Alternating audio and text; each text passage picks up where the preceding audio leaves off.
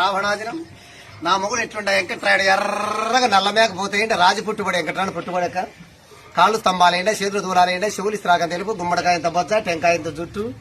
ఏం నోరు తెరిస్తే పెద్ద బర్రెగొట్టు నోరు తెరిచినట్లే అంత పుట్టుబడి వెంకట్రాడు పుట్టుబడి చదువు అంటే రోజు చదివినామయ్యా చదివి మొన్నపైన అమాసినాడు గవాసులు పైకి పోతుంటే కాళ్ళు పట్టుకొని కింద గుంజుకుంటే పైకి పోతే ఏడు చెక్కి తెలిసి ఇక్కడ వెంకట్రాడి ఎస్ఎల్సి బిఏ పాస్ అయ్యి ఓనామాల్లో ఫెయిల్ అయిపోయా బిఏ చదివి ఓనామాలో ఇప్పుడు రాకుంటే ఉద్యోగమా ఒక్క రోజుకి 3 ఉద్యోగాలు చేస్తుండమయ్యా కలెక్టర్ పని తలారు పని కసూనిక పని జీతం కూడా నెలకు 3,000 వస్తున్నామయ్యా అంత జీతం నా మొగుడికి వచ్చేటప్పుడు నేను సన్నమూర్చిందన్న రేణిగలతో చెక్కి తీసుకుంటా ఉంటే రోకల పంటతో పాపిడి తీసుకుంటా ఉంటే ముందర పప్పు కట్టుకుంటా ఉంటే ముచ్చులు గుంక పొట్టు పెట్టుకుని ఎడం పక్క సూర్య వంక పెట్టుకుని కుడి పక్క చంద్ర వంక పెట్టుకుని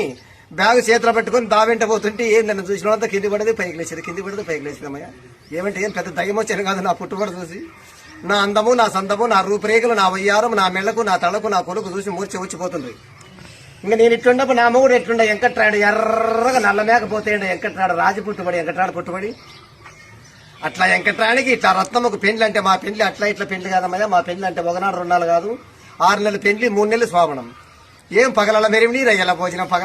రయ్యల భోజనం బాయిలకి బియ్యం పోసి కొండకి అగ్గి పెట్టినామయ్యా వంటలు కూడా అట్లా ఇట్లా వంటలు కాదు